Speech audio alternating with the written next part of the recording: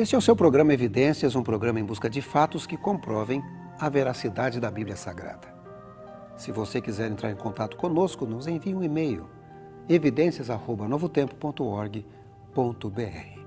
Quando olhamos aqui na Bíblia, logo no início aparece a história de Adão e Eva, o primeiro casal sendo tentado por uma serpente a comer um fruto proibido. Seria esse relato apenas uma fábula? Será que existe algum relato histórico ou arqueológico que nos ajudam a acreditar no relato da Bíblia Sagrada?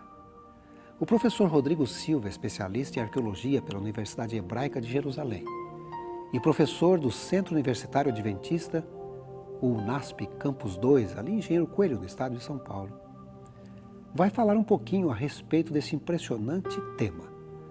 Afinal de contas, doutor Rodrigo Silva, a história de Adão e Eva merece crédito ou será que não? Com vocês, Rodrigo Silva.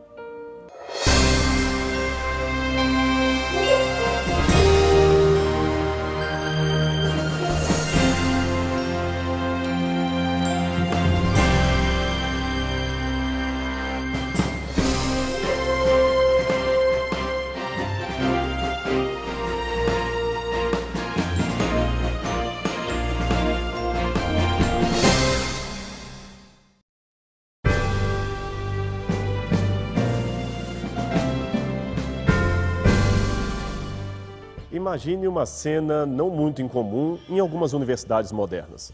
Um professor cético desafia seus alunos religiosos lhes perguntando se algum deles acreditaria na história do lobo mau e os três porquinhos como sendo um fato real. Você certamente já ouviu falar nesta fábula de La Fontaine, onde três porcos, morando respectivamente em casas de palha, madeira e alvenaria, vencem um lobo mau que tenta devorá-los. Pois bem, teria isto acontecido realmente? Esta seria a indagação do professor. É claro que nenhum dos alunos, nem ninguém em sã consciência, poderia achar que aquilo havia de fato acontecido na história. Afinal, porcos e lobos não falam, não constroem casas, nem podem, com um simples assopro, botar abaixo uma construção de palha ou madeira. É claro que se trata de uma fábula e não de uma história real. Mas e quanto à Bíblia? Perguntaria o professor descrente. Podemos racionalmente considerar uma história real aquela narrativa que apresenta uma serpente falando e enganando um casal desnudo num jardim paradisíaco?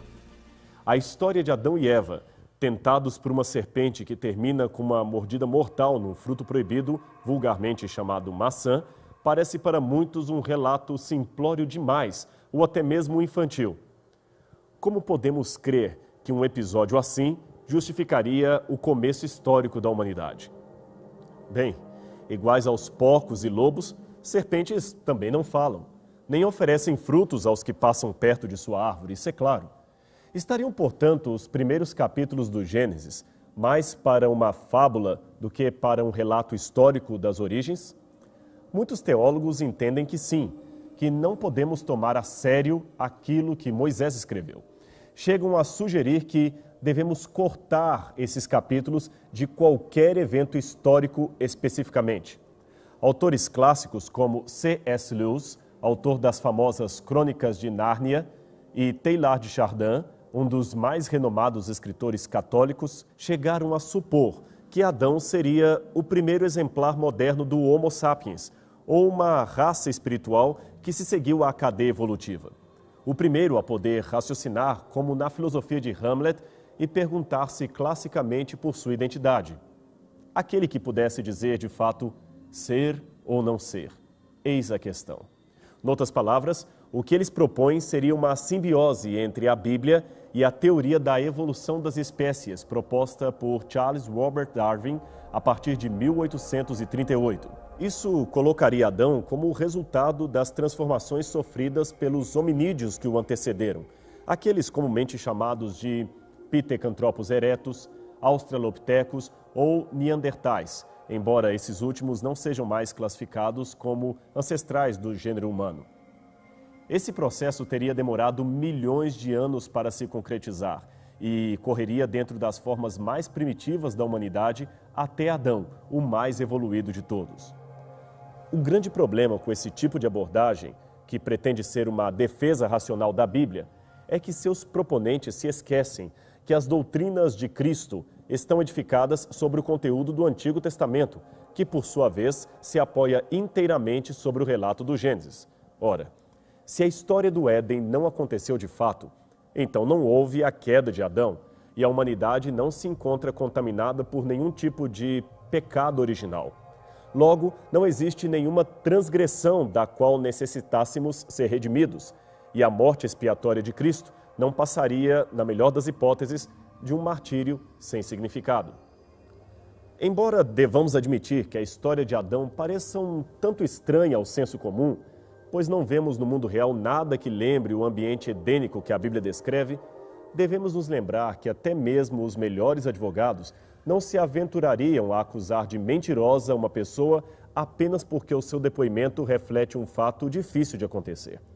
A história dos processos jurídicos está repleta de casos estranhos e aparentemente improváveis que constituíam a mais pura verdade. Assim, um jurista experiente prefere avaliar de modo neutro tudo o que é dito nos laudos e então buscar fora deles provas ou evidências que deponham contra ou a favor daquilo que foi apresentado. E não há argumento melhor a favor de um depoimento do que o apelo a testemunhas. Há outras pessoas que viram ou ouviram aquilo que se afirmou? Uma pessoa sozinha pode mentir ou até se equivocar descrevendo algo que não aconteceu. Porém, quando um certo número de pessoas, sem contato direto entre si ou com o depoente, afirmam basicamente o mesmo que ele contou, diminuem-se para quase zero as chances de haver um equívoco sistêmico. Ainda que se trate de um relato estranho, ele tem, no mínimo, o mérito da lógica racional e pode realmente ter acontecido no passado. Mas é claro que duas pessoas jamais contam a mesma história ou descrevem o mesmo evento igualmente. Existem contradições não essenciais que são perfeitamente aceitáveis. O importante é que o testemunho se harmonize nas bases que o sustentam. Transferindo para o Gênesis os conceitos que acima apresentamos, pergunta-se: há testemunhas fora da Bíblia que confirmem as bases daquilo que Moisés descreveu?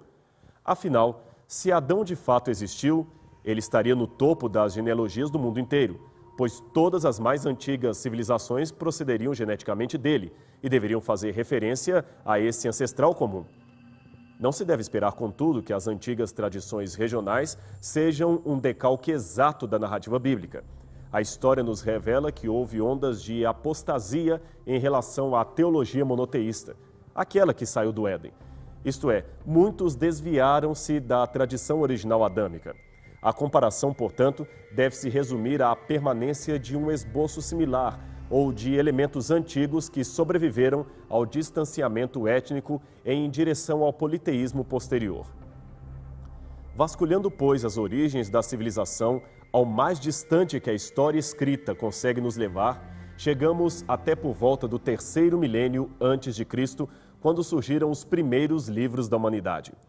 Eles foram originalmente produzidos num sistema de escrita pictogrâmica que você pode ver no canto esquerdo de sua tela.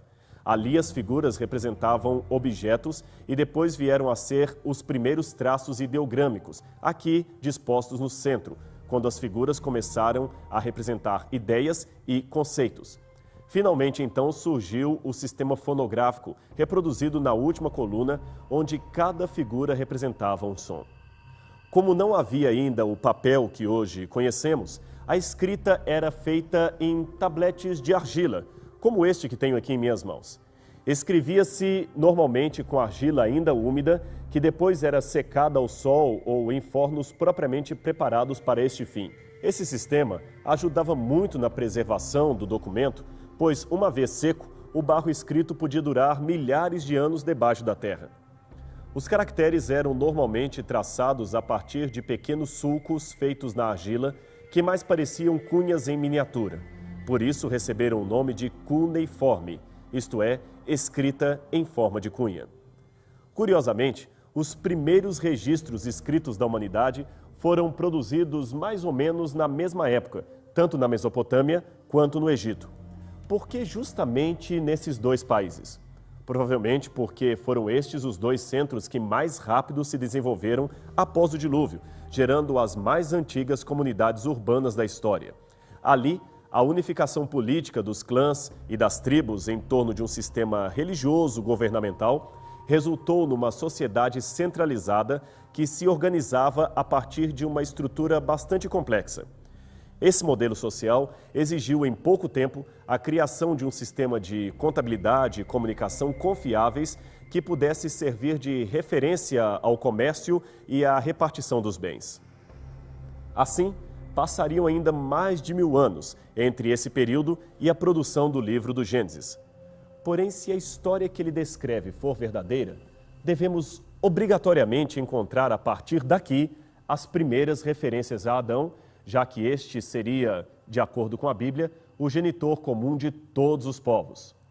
E por incrível que pareça, essa referência existe e foi encontrada numa quantidade maior que o necessário para validar o texto bíblico. Milhares de tabletes cuneiformes, pilares e inscrições foram escavados na região que compreende a antiga Mesopotâmia. Eram recibos, cartas, leis, documentos de propriedade, etc. Alguns tinham por conteúdo listas genealógicas e histórias tradicionais sobre os primórdios da humanidade. Ao avaliá-los, qual não foi a surpresa dos arqueólogos ao perceberem que muitos traziam semelhanças bastante acentuadas com o que seria posteriormente escrito na Bíblia. Uma extraordinária coincidência foi percebida, por exemplo, na forma como os antigos documentos egípcios e mesopotâmicos chamavam o primeiro ancestral da humanidade. A grafia do seu nome variava entre Adamu, Adime, Adapa, Alulim, Alorus, Atam, Admuzi e outros. Ora, não seria razoável supor que todas estas formas constituiriam variações ortográficas do mesmo nome Adão? Note que a forma hebraica Adam se adequa naturalmente em todas estas variações. A semelhança fonética é muito acentuada. É como se conhecêssemos um homem chamado João, mas que os alemães chamariam de Johanan, os ingleses de John, os espanhóis de Juan e os franceses de Jean. Apesar das diferenças idiomáticas, existe uma raiz temática que permanece em todas as formas de escrita ou pronúncia daquele nome. Os tabletes cuneiformes encontrados no Oriente revelaram ainda que desde longo tempo existiu na Mesopotâmia uma tradicional história acerca de um certo Adapa, ancestral de toda a humanidade. Aliás, Adapa é um nome que muito se assemelha ao vocábulo Adam ou Adão. Dessa história já foram encontrados 4 fragmentos, sendo 3 deles derivados da biblioteca de Assurbanipal e o mais extenso e antigo dos arquivos egípcios de El Amarna, escritos por volta do 14º século a.C. O poema original gira em torno da problemática da vida eterna, pois, segundo seu relato, o primeiro homem criado pelos deuses chamava-se Adapa. Ele recebera uma grande sabedoria, mas não era naturalmente imortal. Adapa era, pela criação, o filho do deus Ea e morava na cidade sagrada de Eridu. O curioso é notar que Eridu e Éden procedem da mesma raiz etimológica em conjunto com o sumeriano Edin ou Edenu, que também querem dizer paraíso ou planura. Coincidentemente, Lucas também enumeraria a genealogia humana de Cristo a partir de Adão, classificando-o como, no mito de Adapa, de o Filho de Deus. Lucas 3, verso 38. A história prossegue dizendo que Adapa vivia em meio aos Anunnakis, palavra que lembra muito de perto o termo Anaquins, ou gigantes, que temos na Bíblia. Depois apresenta sua falha ao quebrar com a vela do seu barco a asa do vento sul, impedindo-o de soprar sobre a terra. Em seu julgamento perante os deuses, Adapa se recusa a alimentar-se do pão da vida e da água da vida. Aquilo, na verdade, era um teste, pois ele sabia que não lhe era permitido participar do alimento reservado aos deuses. Inconformado, o deus Anu lhe pergunta: por que não tens comido nem bebido da água da vida? Se assim fazes, não poderás ter a vida eterna. Estas palavras ecoam a mesma proposta da serpente ao oferecer o fruto para Eva. É certo que não morrereis, porque no dia em que dele comerdes, sereis iguais a Deus. Adapa, portanto, é elogiado em sua atitude de recusar comer o fruto proibido. A única coisa que ele aceitou dos deuses foi tomar sobre si um segundo manto, dado para substituir o primeiro, que era o manto da lamentação, e ser ungido com azeite. Estes dois elementos simbolizam a justiça que é outorgada por outrem àquele que mereceria morrer. Embora o Gênesis não fale nada acerca do azeite, traz o tema das duas vestes de Adão, que primeiro faz para si e sua mulher cintas de folhas e, no final, é vestido com um segundo manto, feito a partir da pele de um animal. Isso está em Gênesis capítulo 3, versos 7 e 21. Na mentalidade da época, era forte a ideia de que a imortalidade não era algo que nos pertencesse naturalmente. Ela seria outorgada pelos deuses. Igualmente, na visão bíblica, o homem não é criado como um ser imortal, mas como um candidato à imortalidade mediante a obediência. Com a entrada do pecado, perdemos a vida eterna e agora somente em Cristo podemos, de fato, recuperá-la. Com peculiaridades próprias de cada poema, esta mesma estrutura de criação e queda do gênero humano aparece em outras histórias espalhadas pelo antigo Oriente Médio. E todas, igualmente, possuem semelhanças incríveis com o relato bíblico. No épico babilônico de Gilgamesh, o lendário herói sumeriano tem um amigo chamado Enkidu, que é seduzido por uma cortesã da deusa Ishtar e passa a ter o conhecimento pleno, símile do conhecimento do bem e do mal mencionado na Bíblia. Após este ocorrido, Ishtar lhe declara: "Você agora é um conhecedor, Enkidu.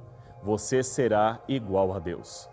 Então ela improvisa vestiduras e o veste com elas. Um tablete encontrado em 1934 no sítio de Khor-Shabba, a 23 quilômetros de Nínive, contém uma lista de reis assírios, começando com 17 reis que viveram em tendas, provavelmente os líderes dos povos nômades. Tudia é o primeiro nome da lista, seguido por Adamu, que muito provavelmente seria um título de realeza advindo de um ancestral famoso, como foi o nome César para os imperadores romanos. Mais à frente, noutra lista, encontramos o 37º rei, chamado Puzar-Azur. Ele era um dos vários reis nomeados em homenagem ao seu ancestral Azur, o fundador da Assíria. Em Gênesis capítulo 4, verso 22, encontramos o mesmo costume num dos descendentes de Caim, que se autodenomina Tubal-Caim.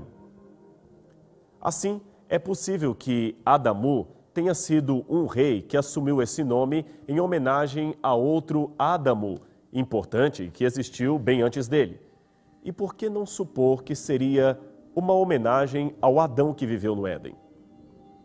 Estes foram apenas alguns exemplos extraídos do Oriente Médio, mas existem ainda muitos mais. Todos eles testemunham, inclusive, a história de como o dilúvio e a Torre de Babel fizeram parte da relação do mundo.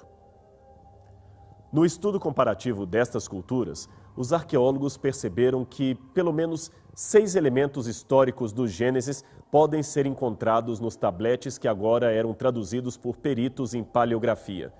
De maneira bastante comum, eles mencionavam, em primeiro lugar, a criação e desobediência de um casal humano que perde o paraíso. Em segundo lugar, a maldição que segue à desobediência, trazendo a morte aos habitantes da terra. Em terceiro, o início da família humana, marcado pela tragédia de um assassinato, onde um irmão mata o outro irmão. Em quarto lugar, a humanidade que se torna má e por isso é destruída num dilúvio. Em quinto lugar, menciona-se o perecimento de quase todos, menos alguns que são preservados pelos deuses. E em sexto e último lugar, menciona-se a confusão de idiomas, que espalha os homens pelos 4 cantos da terra. Esses paralelos literários derrubaram a tese de que a narrativa do Gênesis seria apenas um mito criado pelo autor da Bíblia, tradicionalmente apontado como sendo Moisés. Alguns, no entanto, continuaram a negar a historicidade da Bíblia, sugerindo desta vez que esses relatos mesopotâmicos seriam os originais e que o Gênesis seria apenas um plágio de obras literárias anteriormente existentes. Mas, desmentindo esta última hipótese, Kenneth A. Kitchen, professor emérito de egiptologia da Universidade de Liverpool, escreveu que a suposição comum de que este relato bíblico é simplesmente uma versão simplificada de lendas babilônicas é um sofisma em suas bases metodológicas. No Antigo Oriente Próximo, a regra é que relatos e tradições podem surgir por acréscimo ou embelezamento na elaboração de lendas, mas não o contrário. No Antigo Oriente, as lendas não eram simplificadas para se tornar pseudo-histórias, como tem sido sugerido para o Gênesis. Ao contrário de ser um plágio, o Gênesis possui características de ser quase uma correção daquilo que o antecede.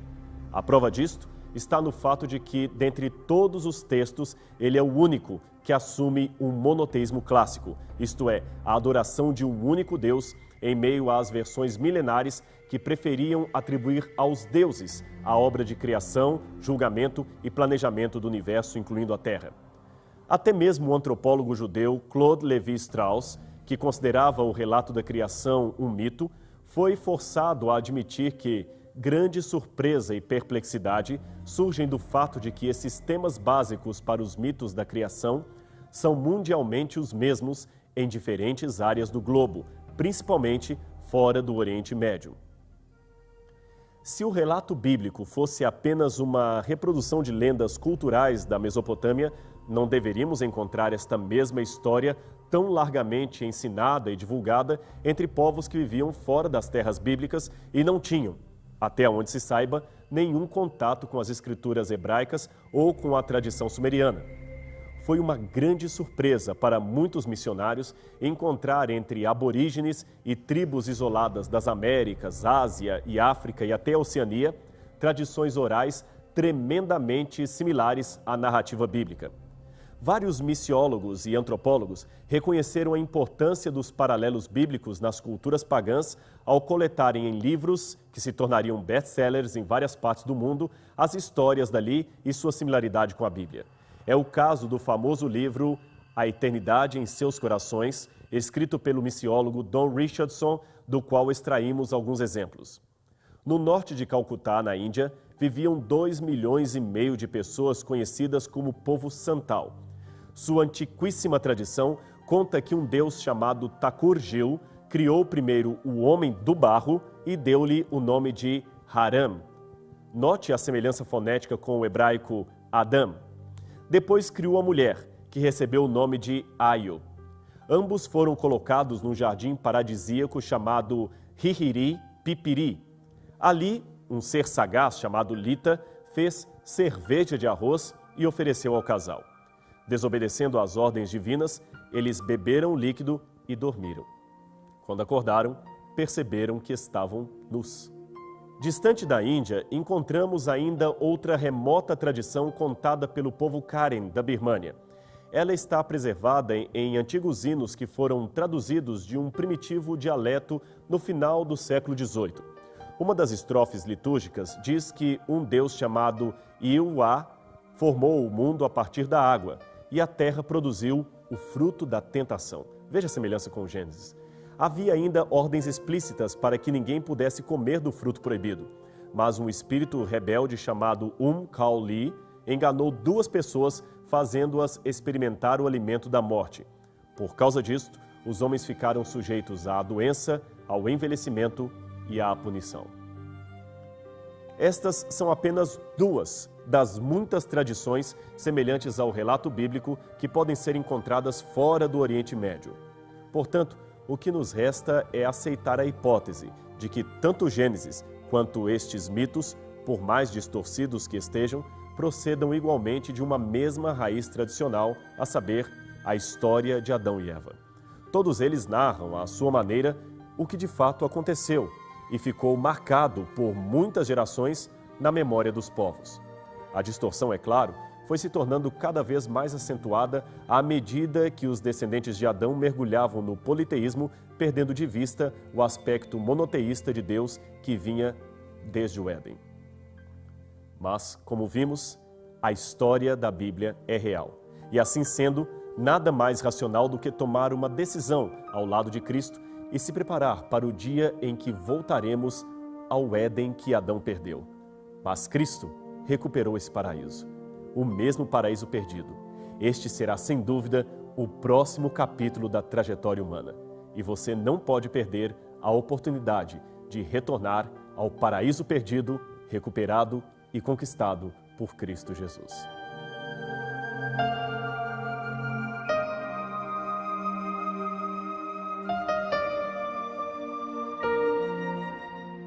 É impressionante como a arqueologia e a história cada vez mais apresentam evidências para crermos na Bíblia Sagrada.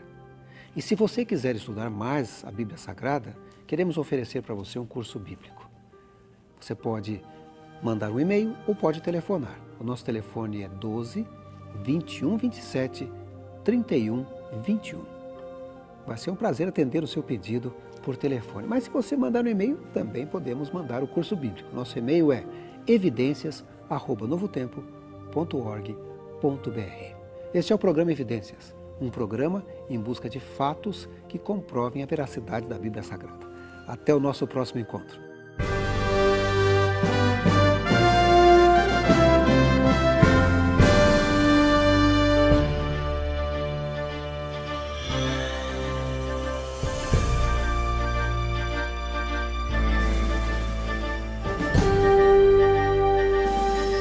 Este programa tem o apoio cultural do NASP, Centro Universitário Adventista de São Paulo, em parceria com a Novo Tempo.